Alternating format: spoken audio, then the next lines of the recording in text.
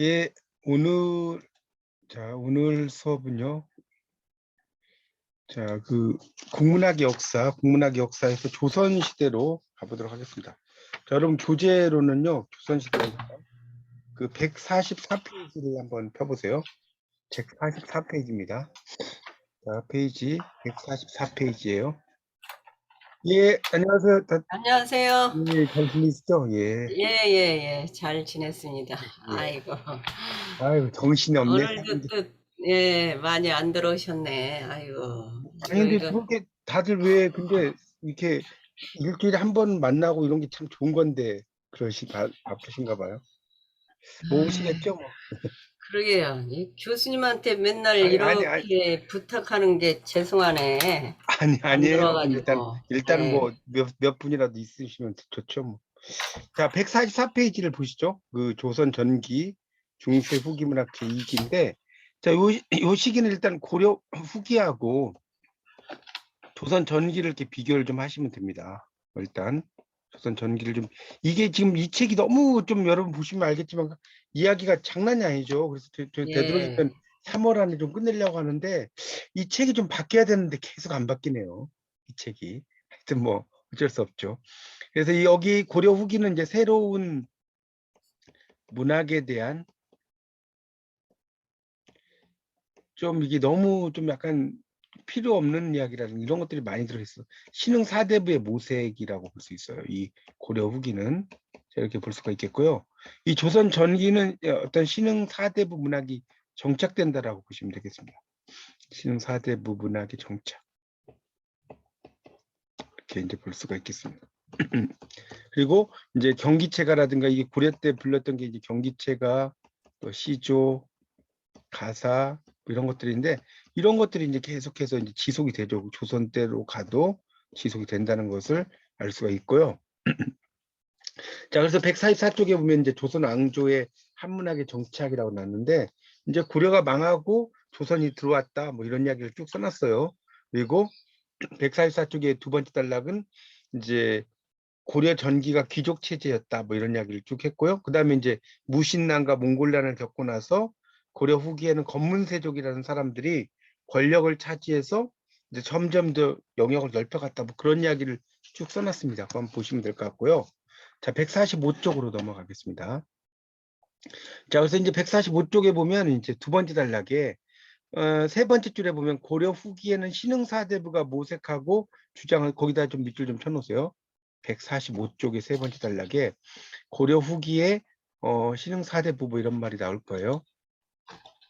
자, 고려 후기에는 신흥사대부 145쪽입니다. 두 번째 단락 셋째 줄. 신흥사대부가 모색하고 주장하던 사상과 문학이 조선 전기에 와서 확고한 모습을 갖추고 정착되었다. 여기다 밑줄 쳐놓으세요.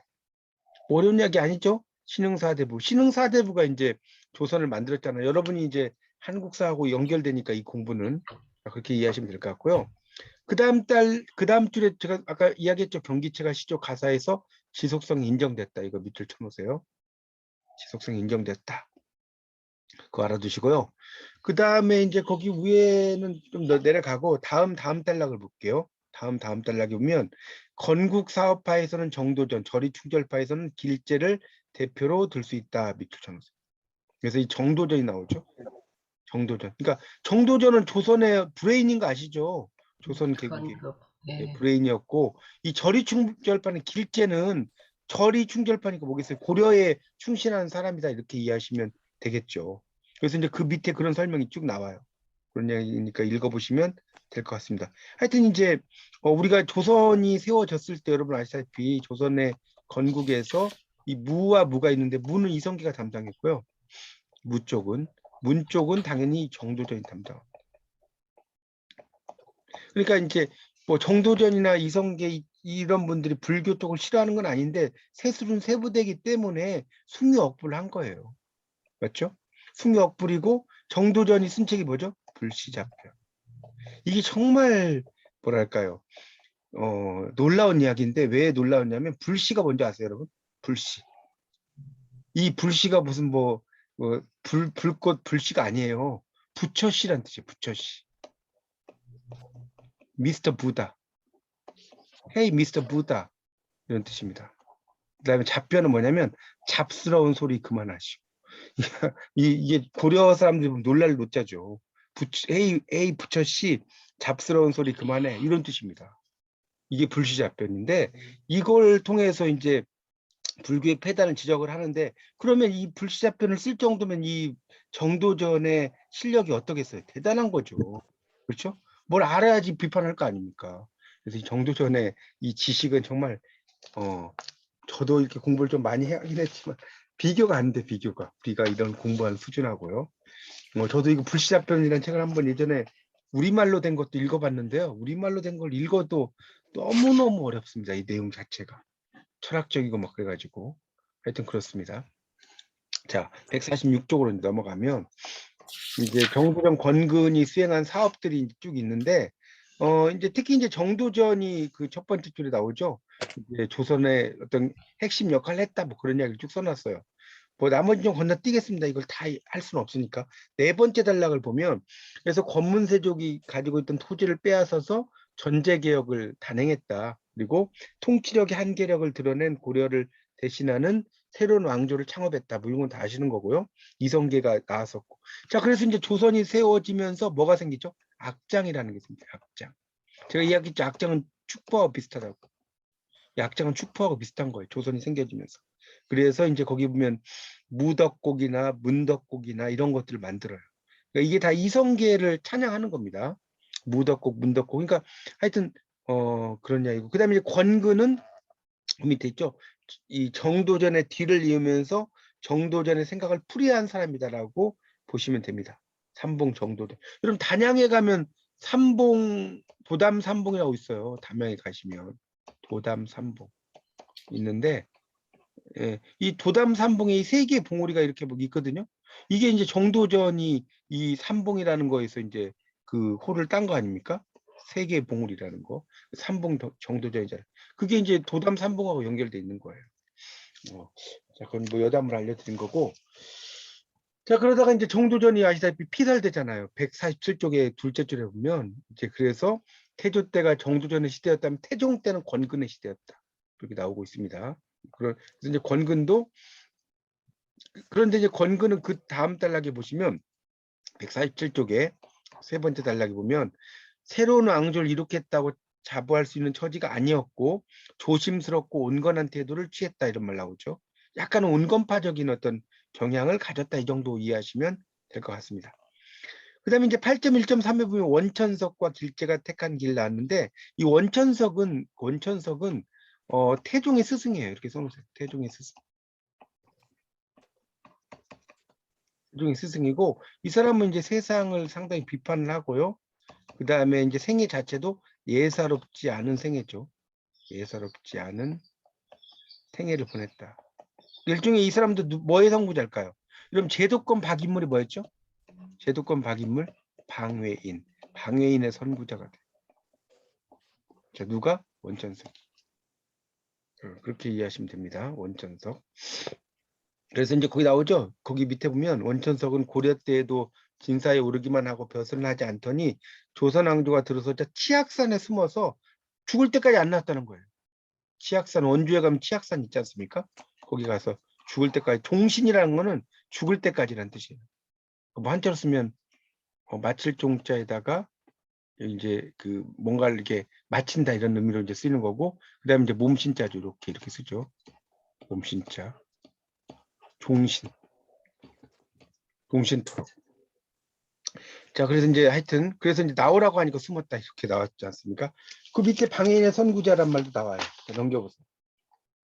그런 이야기가 쭉 나오고요. 그 다음에 이제 길제도 148쪽에 두 번째 단락이 나오는데 그 조선 왕조가 들어서자 고향으로 돌아가서 은거했다. 금오산에 은거했다 나오죠. 148쪽의 두 번째 단락을 보시면 은거했다는 말도 나오고 있습니다. 하여튼 뭐 어쩌고 저쩌고 나오니까 그냥 넘어가고요. 그 다음에 한문학 작품이 집성됐다. 148쪽에 8.1.4. 자, 그래서 이제 이 한문학을 집성하려고 하는 것이 고려 말에 있었다. 이 정도로 이해하시면 될 것 같습니다. 그래서 이제 거기에 뭐 여러 사람들이 뭐 있었다는 것 정도로 이해하시면 됩니다. 여기서는 그런 그 한문학 작품이 이렇게 이제 이 시기에 만들어졌다는 정도만 이해하면 돼요. 여기 뭐 여러 가지가 나오는데 그 정도. 그 다음에 여기서 꼭 알아두실 게 이 동문선이라는 게 나와요. 거기 보면 거기 이제 동문선이라는 게 막 쭉 나오는데 이게 이제 서거정이 편찬했죠. 149쪽을 보시면 149쪽에 동문선 이렇게 나오는데 이게 이제 서거정이 편찬한 아주 대표적인 작품이에요. 작품집이죠. 그래서 이 동문선과 거기 보면 두 번째 단락에 셋째 줄을 보세요. 1478년에 동문선 130권 뭐 이렇게 나왔죠. 속동문선, 동문선 서, 예문관 대제학 서거정 나오죠. 하여튼 이 서거정이 이제 동문선이라고 하는, 그러니까 동쪽의 그 문장들에서 선별했다 이런 뜻이거든요. 동문선이 되게 유명한 작품입니다. 그래서 이제 그런 걸 썼다는 정도만 이해하면 될 것 같고요. 150쪽에 보면 이제 두 번째 단락에 동문선은 자료의 보고다 이런 말이 나오고 있어요. 동문선이 여러 어떤 작품들을 썼는데 그 밑에 보면 수록한 작가가 500인이고요. 작품이 단 한 편인 작가가 220인이나 된다. 이런 말 나오죠. 그러니까 여러 사람들의 어떤 작품들을 이 속에다가 집어넣었다 정도로 이해하시면 될 것 같습니다. 뭐 그런 정도. 그 다음에 이제 마지막 단락이 150쪽에 보면 김종직 나오죠. 중앙 정치에 진출한 살인파의 선두주자. 살인이라는 것은 뭡니까? 풀 속에 은가는 선비란 뜻이에요. 이 스플림자 아닙니까? 그렇죠? 그러니까 쉽게 말하면 담양에 가면 중록원 이런 거 있잖아요. 이런 데 사는 선비예요. 이게 이제 살인이죠. 그래서 이제 특히 이제 그 대표적인 사람이 김종직이고 청구풍하다 이 정도 이해하시고 151쪽. 자, 151쪽으로 가면 이제 훈민정음이 나오는데 이 훈민정음은 일종의 민족 문자라고 생각해요. 민족 문자입니다. 훈민정음이. 그래서 이 훈민정음은 이제 그 한문을 대신을 해서 그러니까 일종의 한자에 의한 국어 찾아 표기. 이게 한가 같은 게 그런 거 있잖아요. 이걸 대신하는 거예요. 표기를 대신함. 그리고 이제 이 사대부의 부녀자들이 거기 필기하세요. 국문을 일상에 사용하기 시작했어요. 사용하기 시작함. 그리고 이제 우리가 구비문학이죠. 입에서 입으로 전하는 거. 이 구비문학을 기록문학으로 발전시킬 수 있는 계기를 마련한다. 발전시킬 수 있는 그런 그 계기를 마련했다. 이렇게 이해하시면 될 것 같습니다. 그게 이제 훈민정음이라는 겁니다. 백성을 가르치는 바른 소리. 뭐 그런 정도로 그렇게 이해하시면 됩니다. 훈민정음이 백성을 가르치는 바른 소리. 이게 이제 일종의 훈민정음과 관련이 있는 것이다. 이렇게 정리하시면 크게 어렵진 않을 것 같습니다. 자, 그렇게 좀 정리를 하십시오. 자, 됐죠? 네, 그렇게. 자, 그 다음에 넘어갈게요. 그 다음에 이제 그 152쪽도 이제 계속 뭐 훈민정음이 어떻고 저쩌고 이런 말 나오는 건데, 뭐 하여튼 훈민정음은 그래서 이제 백성을 교화시키고 좀 이렇게 좀 쉬운 말을 썼다. 이 정도로만 이해하면 될 것 같습니다. 여기 있는 것도 너무 길게 써져 있어가지고 참 여러분 공부하시기에 참 힘들 것 같은데, 이제 다 보진 마시고 제가 하여튼 주로 말씀드리는 거 위주로 보세요. 자, 153쪽. 153쪽에 이제 보면 이제 세 번째 단락에 용비어천가 월인청강지국 이런 말이 있을 거예요. 용비어천가. 자, 그래서 그 용비어천가라고 하는 것은 이제 그 뭡니까? 조선 건국에 써놓으세요. 153쪽에 지금 세 번째 단락 보고 있어요. 정당성. 이야기하는 것이고 이때 용은 누구다? 왕이다. 왕이 하늘 난다는 거죠. 월인청강지국. 자, 이건 달이 1000개의 강에 비친다. 그러니까 달이라는 것은 뭐냐면 석가모니.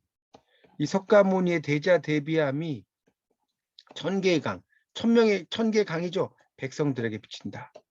자, 이게 월인 청강지국이에요. 상당히 불교적인 노래죠. 그렇게 이제 볼 수가 있습니다.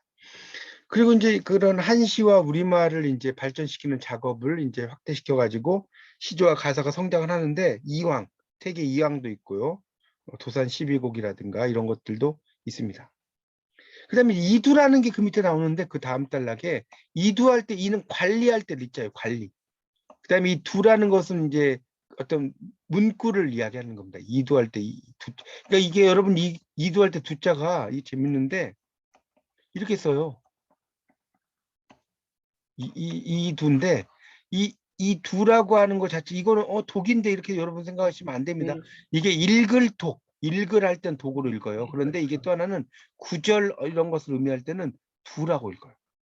이 의미. 그래서 이두에 이두 이걸 독이라고 읽으면 큰일 납니다. 이때는 두예요. 그래서 이제 중인들이 어떤 글을 쓸 때 만드는 약간 우리말식 한자 표기라고 보시면 돼요. 이두라는 거. 우리말식 한자 표기. 자, 근데 이제 이게 깊이 들어가면 상당히 복잡하더라고요. 저도 이두가 뭐 그냥 우리말식 한자 표기 요 정도만 알고 있었는데 이것도 이제 막 대학원에서 이렇게 공부를 해보니까 이게 막 복잡해요. 우리말식 한자 표기는 이제 아주 그냥 고등학교 정도 수준이고요. 이것도 들어가면 복잡합니다. 근데 여러분 그 정도로만 이해하시면 돼요. 이게 예를 들어서 나라를 사랑한다 그러면 우리가 애국이잖아요. 애국. 나라를 사랑한다. 한문은 이제 목조가 뒤에 오잖아요. 근데 우리나라식으로 하면 뭐예요? 나라를 그러니까 국이겠죠? 사랑한다, 애죠. 이렇게 우리말식으로 표기하는 거. 이런 것이 이두다 이렇게 이해하면 되겠습니다. 자, 그 다음에 용비어천가가 이제 그 154쪽에 나오는데 154쪽을 펴보세요. 이렇게 짧게 가도 끝이 없어요. 자, 154쪽에 이제 보시면 이제 용비어천가의 의 나왔죠? 그래서 이제 그 건국 시조들의 활약상 조선 왕조의 창건을 기린 노래다. 그래서 이제 세종 이 분부를 받아서 이렇게 지었다는 것이 나오죠. 그래서 이제 이 훈민정음은 이제 훈민정음이라고 하는 것은 뭐 다시다시피 1443년에 만들어져서 이제 그 1446년에 반포가 됩니다. 이때 창제가 되고. 그러니까 이 기간이 유예 기간이 몇 년이에요? 3년 동안은 이제 읽어보라고 한 거고요. 1446년에 반포가 돼요. 그래서 이제 훈민정음이 만들어졌고 용비어천가는 이 조선 건국의 정당성을 확보했다. 그렇게만 이해하면 되겠습니다. 자, 155쪽에 보면 그 세 번째 줄 보세요. 조선 왕조는 불교나 민간 신앙을 배격하고 등장한 유교 국가라고 나왔죠. 유교 국가예요. 숭유 억불 정책이라고 그랬잖아요. 뭐 그런 이야기를 쭉 써놨습니다. 그래서 이제 용비어천가를 불렀다.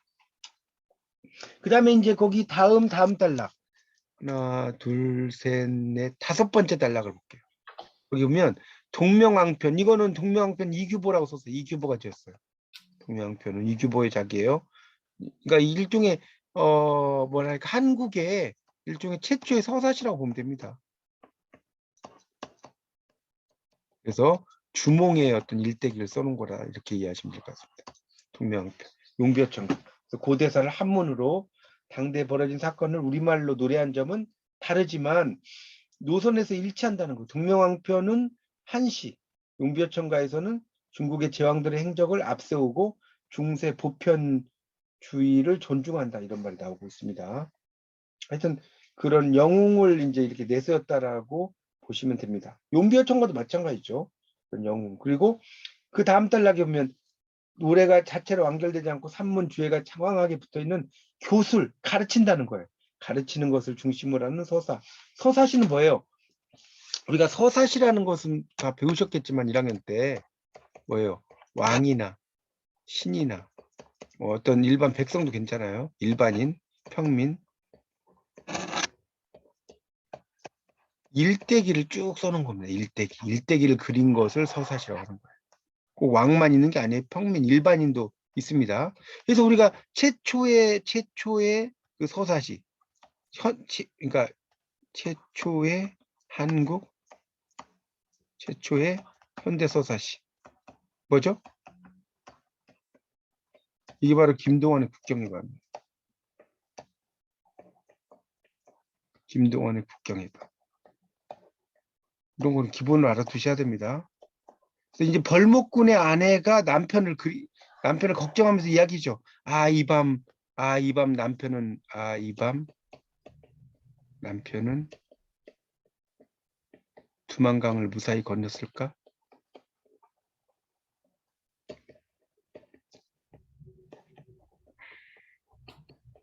이렇게 시작돼요.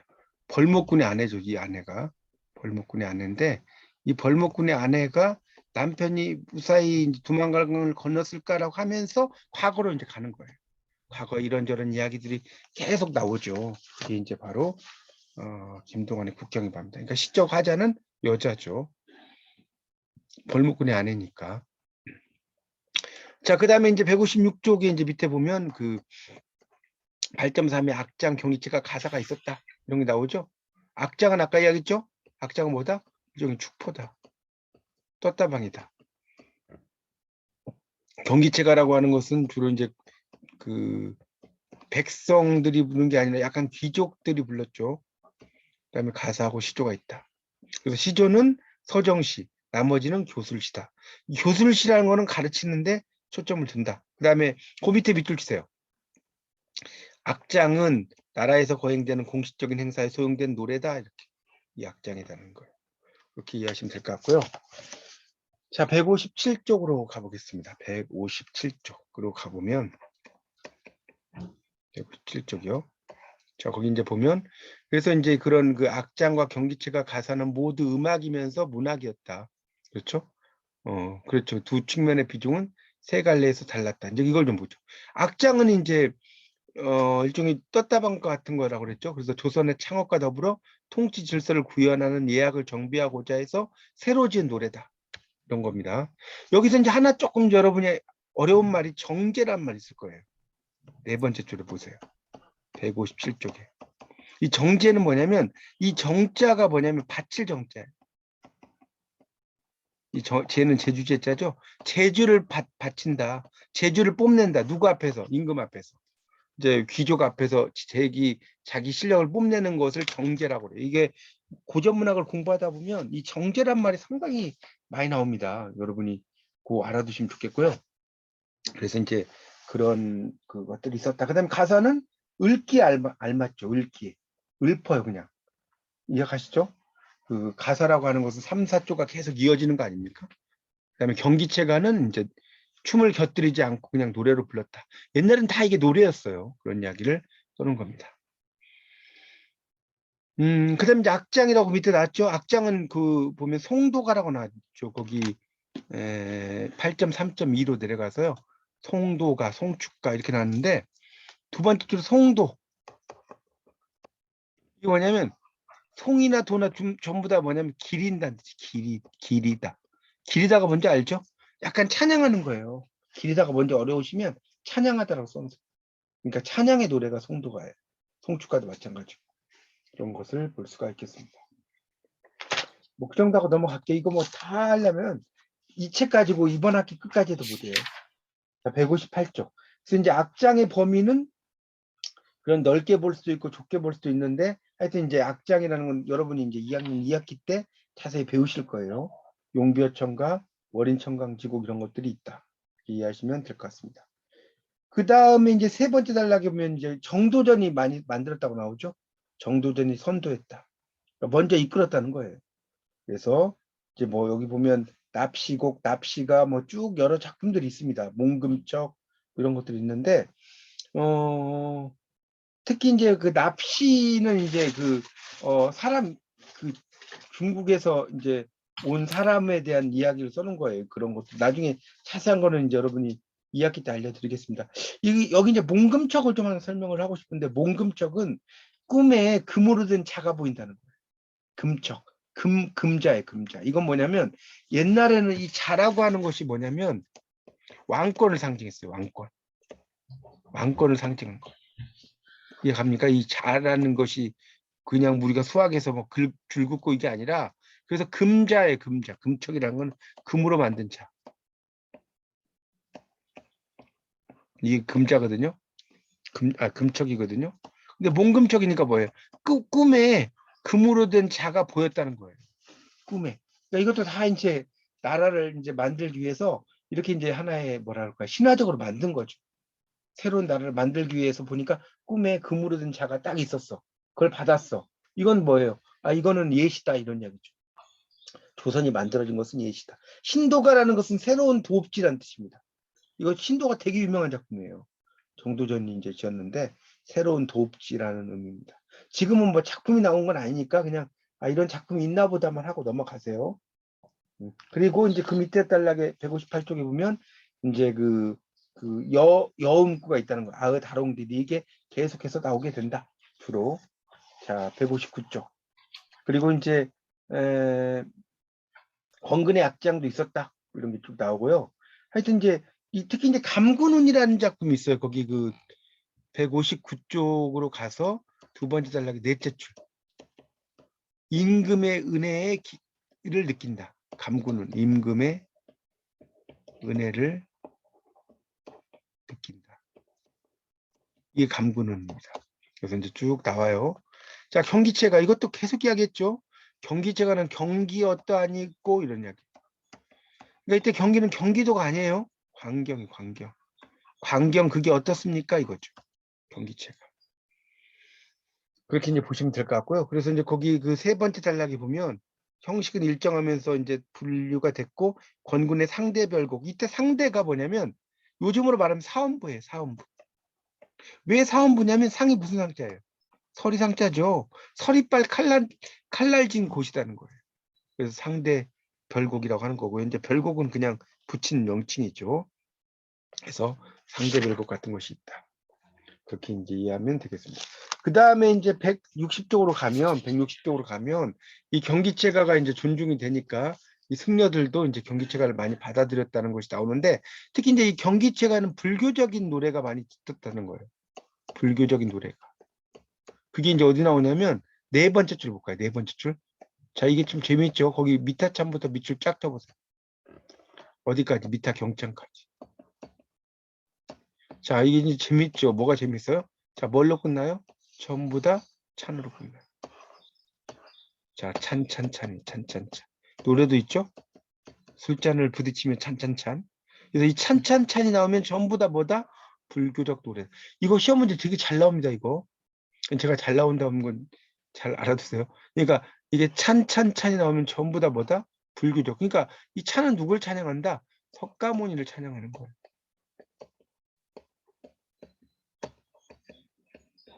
그러니까 불교적인 노래라는 거죠. 그렇게 이해하시면 되겠습니다. 뭐 그다음에 이제 그 경기체가라고 하는 것이 또 이제 관동별곡이 있는데 이것도 좀 설명을 좀 해야 되는데 이 관동별곡이라는 작품은요. 관동별곡은 제가 전에도 한번 이야기했죠. 이게 경기체가도 있고 가사도 있어요. 그래서 이 관동별곡이라고 하는 것이 뭐예요? 안축의 관동별곡이 있고요. 그다음에 정철의 관동별곡이 있습니다. 당연히 더 작품성 있는 건 누굴까요? 이거예요.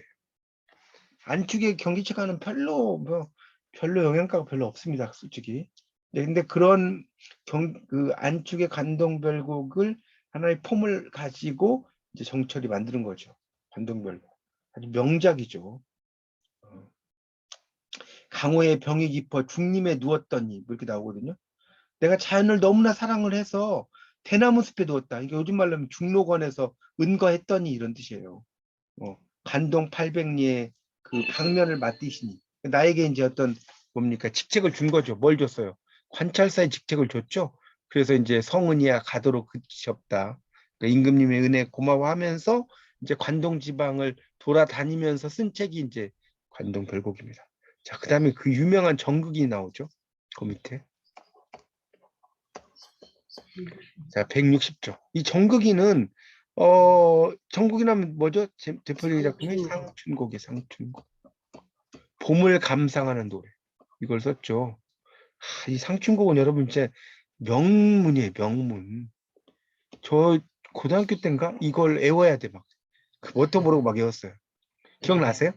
홍진의 예. 묻힌 분내 인내생이 어떠한고 옛사람 풍년을 미찰까 못 미찰까 해갖고 나오죠. 그래서 이제 쭉 나오는 거예요. 근데 이게 재밌는 것은 이 사람은 이제 일종의 뭐랄까요?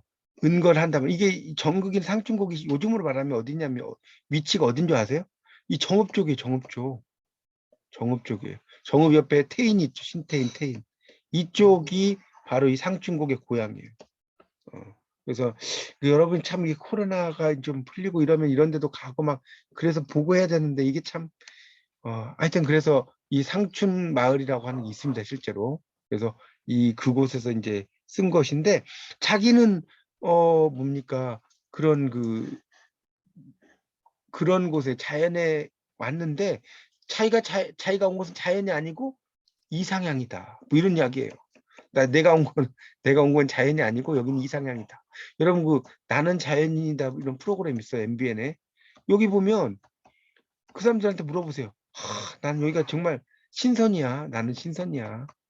여러분 보세요. 신선선자가 왜 신선선자예요? 사람이 산에 가면 신선이 되는 거예요. 별거 아니에요. 신선이. 사람이 산에 가면 되죠. 그래서 이제 이상향을 이야기하는 노래입니다. 그리고 이제 불우헌곡이랄 때 불우헌이라는 게 뭐냐면요. 근심 없는 집이란 뜻이에요. 불우헌. 이 정국이는 호를 이렇게 지은 거예요. 근심 없는 집. 참 잘 만들지 않았어요? 옛날 사람 호를 왜 이렇게 잘 만드는지. 이게 불우헌이 호예요. 정국인의 호가 불우헌입니다. 그래서 이제 뭐 임금의 은혜가 만극하다. 그래서 이제 정국이는 정말 할 거 다 하고 돌아가신 분이죠. 그리고 이제 그런 정도로만 이해하면 되겠습니다.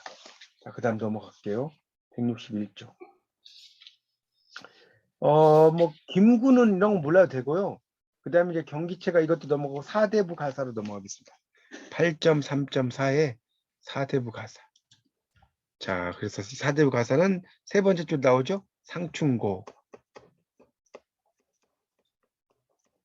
자, 우리 상춘객이란 말 하잖아요. 봄을. 자, 이 상춘곡은 자 볼까요? 전국의 상춘곡. 이거는 조선시대 가사에 거기다 필기하세요. 자, 그리고 전형적인 은일 가사다. 이게 이제 첫 작품이면서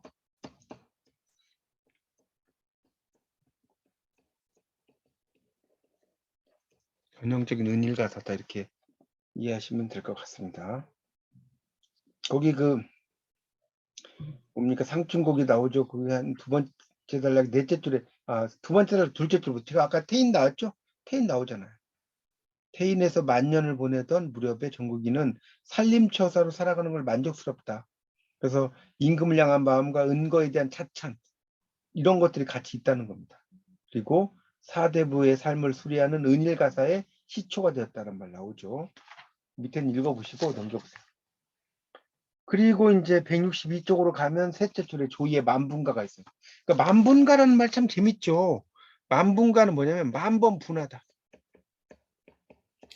만번 분하다. 거기 162쪽이 세 번째 줄 보세요. 만분가. 이 분자가 분할 분자예요. 이 분자를 보세요. 이렇게 썼죠. 이 분자가 정말 재밌는 글자인데 분자를 한번 보세요. 한자. 이렇게 써졌죠. 이게 재물 조개패자니까 재물이에요. 재물.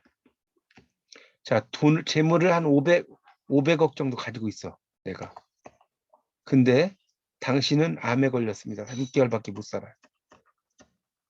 6개월. 그러니까 재물을 이게 십자는 많이거든요. 많이 모아놨어. 이렇게. 이것도 십자 많이. 500억쯤 모아놨어. 근데 당신 6개월밖에 못 살아요. 그러면 이 사람 마음은 어때요? 분해요? 기뻐요? 네? 그래서 분할 분자예요, 이게. 그러니까 만번 분하다. 나는 잘못을 전혀 하지 않았다. 그게 만분가예요. 이 가사 유배가사. 만분가는 유배가사. 거기 나오죠. 기양지 순천에서 졌다고. 기양사니까 원통하다. 유배가사 써놨죠. 그리고 이제 기양에 간 것을 그 천상 백옥경에서 하계로 간다. 옛날 사람들 다 이렇게 하는 거예요. 기양 나는 간 게 아니다. 원래 하늘나라 신선이었는데 인간 세상으로 내려왔다. 이렇게 이제 이야기를. 이걸 이제 좀 더 유식한 말로 뭐라고 하냐면 이제 이걸 적강이라고 하는 거예요. 적강. 이건 좀 펴놓으세요. 책이 안 나와요. 적강. 이 적자가 신선 적자예요. 강자는 내릴 강자예요. 신선이 인간 세상에 내려왔다. 이게 적강이거든요. 그런 식으로 이야기하는 게 한두 개가 아닙니다. 그래서 이제 천상 백옥경에서 내려왔다. 송순 나왔네요. 송순. 자, 면왕정가. 이것도 이제 전라남도 담양에 가면 면왕정이 실제로 있어요. 이제 상층곡에 이어서 잘 보여줬는데 상당히 잘 썼습니다. 이 면왕정가도. 자연 속에서 이제 응가하는 기쁨. 그 외에도 그 밑에 달락, 전문가사, 기행가사 이런 것들이 있었다. 그리고 안축의 관동별곡 같은 경기체가 이런 거. 그다음에 이제 백광옥 나오죠. 평안도를 순행하고 양사준 남쪽 외란을 평정했다. 관서별곡, 남정가. 남쪽을 정벌하는 노래라는 뜻이죠. 자, 그 다음에 나오는 게 정철의 가사예요. 정철의 가사. 그 밑에 달락 있죠. 그래서 이 정철은 그 오른쪽으로 볼게요. 다른 건 뭐 넘어가고 하여튼 대단한 사람이죠. 그러니까 여러분 이렇게 이해하시면 돼요. 어떻게 이해하시냐? 자, 시조 중에서 한 명만 뽑아라. 시조 중에 한 명만 뽑아라. 그럼 뭘까요? 한 명만 뽑아라. 윤선도예요. 어부사시사. 윤선도의 어부사시사라는 작품 있잖아요. 그런데 자, 가사 중에 한 곡만 뽑아라. 볼 것도 없이 정철이에요. 정철에 뭐가 있어요? 관동별곡, 아민곡, 송민곡 있잖아요. 전 이렇게 써요. 근데 이 삼인곡과 송민곡을 혹시 뭐라고 하는지 아세요? 6글자로. 이것도 아셔야 돼, 이제 2학년이니까.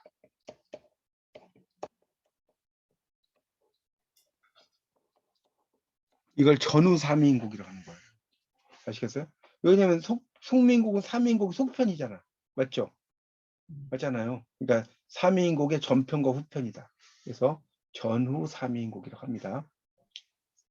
자, 163쪽의 두 번째 단락에 보면 이제 그래서 이제 정철은 시조가 79수, 가사도 많이 썼는데 4편 있다는 거죠. 성산별곡, 관동별곡, 삼인곡, 송민곡. 장진주사는 200의 장진주라는 작품을 모방을 한 겁니다. 장진주. 이 장진주사도 정말 재밌는데 한 잔 먹새 그려, 또 한 잔 먹새 그려, 또 한 잔 먹새 그려. 꽃나무 가지를 꺾어서 수 놓고 먹으리라. 수 놓고 먹으리라. 이러다가 마지막에 막 뭐냐면 내가 죽으면 내가 죽어봤자 슬퍼할 건 원숭이들 뭐 이런 거 울음소리 들리고 무덤에서 슬퍼 해줄 사람도 별로 없다. 그러니까 열심히 먹자. 뭐 이런 이야기예요. 이 장진주라는 게. 이 장진주라는 말의 뜻은 뭐냐면 술을 이렇게 뭐죠? 장차 술을 향해서 부딪힌다는 거거든요. 163쪽의 두 번째 단락의 셋째 줄에 장진주란 말 있잖아요. 이게 쉽게 말하면 뭔지 알아요? 장진주. 건배예요, 건배. 그럼 건배를 하면 잔이 부딪혀야 안 부딪혀요? 앞으로 나가죠. 건배 이런 안 해보셨어요? 건배하면 술잔이 앞으로 나가잖아요. 그걸 장진주라고 하는 거예요. 그래서 이제 장진주를 패러디한 것이 장진주사다라고 보시면 되겠고, 그 다음에 나오는 게 성산별곡인데 시경정이라고 하는 게 있어요. 그러니까 이게 이제 그 쉴 십자의 그림자 영자거든요. 그림자가 쉰다는 의미잖아요. 그래서 그 주인 김성원이 산수에 묻혀서 모든 시름을 잇는 거동을 칭송한 작품, 송순의 면왕정가를 본받아 지었다고 하겠으나 경치 묘사와 흥치에 대한 표현이 뛰어나고요. 은일가사의 완성형을 보여주면서 숨어야 하는 이유를 밝히는데 그 선행 작품들보다 좀 더 나아갔다. 그 다음에 이제 관동별곡 3인곡, 이거 뭐 할 이야기가 너무 많네. 이 관동별곡은 이제 강원도 관찰사가 되어서 금강산 일대 경치를 둘러보고 가는 거고요. 흥이 나죠. 이제 그 유배를 갔다가 나중에 풀려나서 관찰사가 된 거니까. 그런 이야기를 쭉 써놓은 거고요. 삼인곡과 송민곡은 임금을 그리워하는 마음입니다. 이때 미인은 누구냐면 선조를 가리켜요. 삼인곡과 송민곡에서 미인은